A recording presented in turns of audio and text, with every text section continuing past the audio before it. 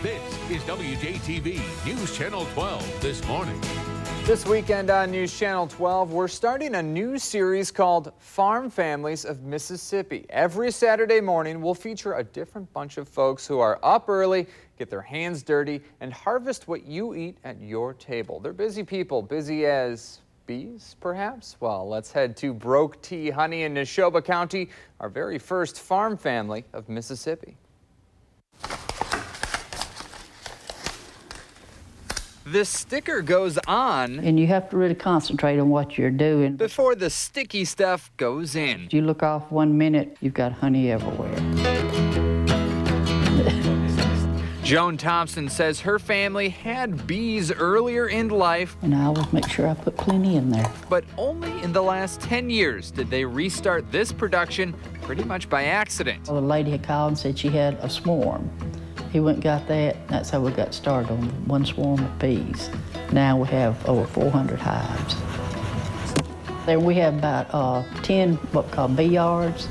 The correct name is apiaries, but it's a lot easier to say bee yard. And you might not be able to tell it's me, but it is Jacob Kittilstad. And the folks out here at Broke Tea tell me that last year they produced around 18 to 20,000 pounds of honey.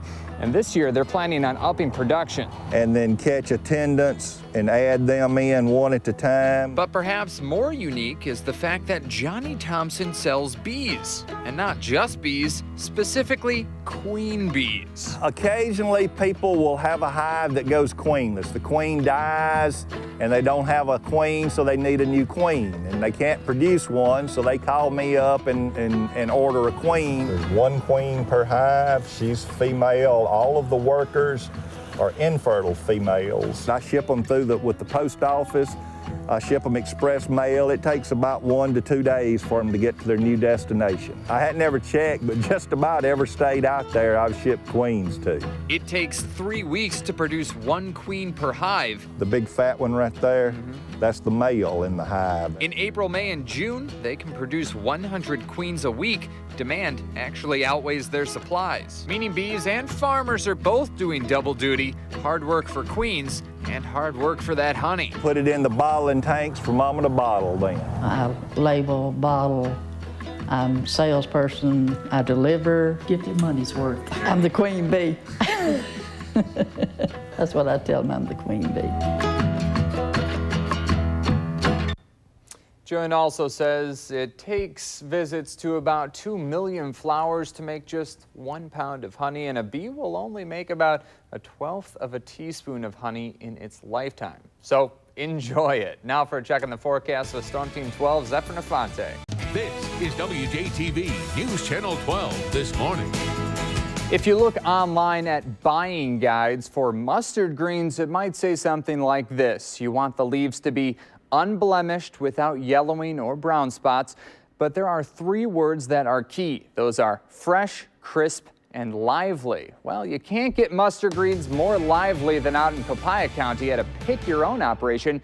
Good morning from 08 Rutledge Farms, this week's Farm Family of Mississippi. One of the only things out here older than this tractor is its driver, Odie Rutledge, a 5th-generation farmer, an honest man. Be about 6 weeks away from planting here, at least about 6 weeks. Possibly to the point of his detriment about one of his crops, mustard greens. It's a good health item. They're not one of them tasty things like pizza or pie or something like that, and it's a pick your own. And we have found that that process works because a lot of people like to pick their own. If we grow a crop that doesn't make us anything and it goes backwards every time, we finally drop it.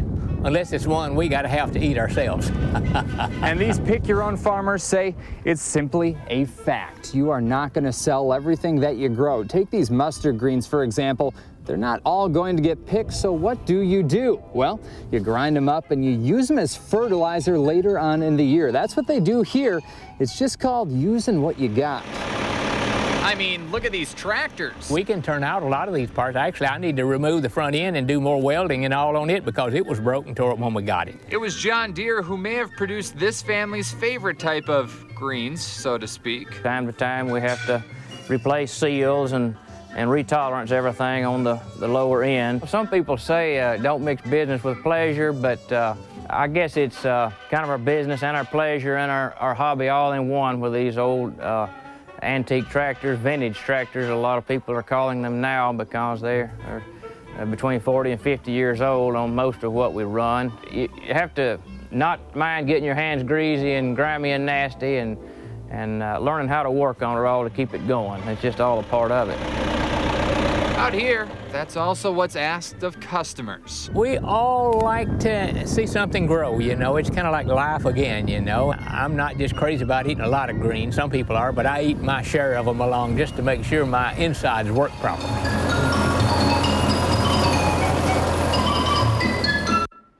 And they sell a lot more out there, including corn, different types of beans. There's a whole list. In fact, if the winter is mild enough, they continue to sell grains all through that colder season. This is WJTV News Channel 12 this morning. Retirement doesn't always mean coming home to roost, and here is the proof. In Terry, a man approaching his 70th birthday decided he was starting a chicken farm. He's been scrambling to reach his full vision ever since. Good morning from Wamego Valley Farms, this week's Farm Family of Mississippi. Brown eggs ready for market, but the snug carton is about as cramped as it gets at this open farm off Midway Road. The chickens themselves can live anywhere from 10 to 15 years, but they're only viable as layers for about 3 years. You see this one's almost like it's spray speckled. Being omnivores, they eat anything and everything that they can find. They don't have a set narrow diet like a caged chicken has. Sometimes it's a bit of an Easter egg hunt. When you notice all of a sudden from one day to the next the number of eggs have dropped, you got to go find out where they've laid them. Joseph Michael Rodriguez, who goes by Mike, is at the top of the pecking order around these parts. You shouldn't be stepping up on the other chickens like that. No, that's not nice. Fending off predators. We've got bobcat, fox, coyote. While figuring out energy-efficient solutions in the habitat. Goes to my distribution center and my timer. You spend a couple of days with them. You're almost tempted to give them names based on their personality. Some of them actually will bond with another hen and establish a sisterhood, just all group up together. Chickens are almost like people. You know, you treat them well, they'll treat you well. But if you're disrespectful, they will know it, and they will, especially the roosters. Oh! Dadgummit, hey. They will make you pay. And Mike says he has about 300 egg-producing chickens, each one laying about 1 egg per day. That means at the end of the week, he might have about 2,100 eggs that he can bring to the farmer's market. And I plan to increase that. I have a hen right now sitting on 14 eggs. There you go, girl. Well, he's always wanted to do it. It keeps him busy. It's going to keep him alive and in action. He would go crazy sitting on the couch reading. He just can't do it, but he can work on the computer, and he does a lot of research for the farm. That includes gadgets. And then when they step off, it closes automatically. And nutrition. Have the additional supplement of oyster shell. Keeping him occupied with plans to grow the farm on his own time, or at least when the roosters crow. And here we have some more nest boxes. No set schedule other than what the chickens establish, which is, you know, let them out first thing in the morning, gather eggs about every 4 hours or so, and then make sure they're fed and watered. And those chickens are moved back and forth between different paddocks, picking the ground clear, but also fertilizing that ground for when Mike plans to plant row crops.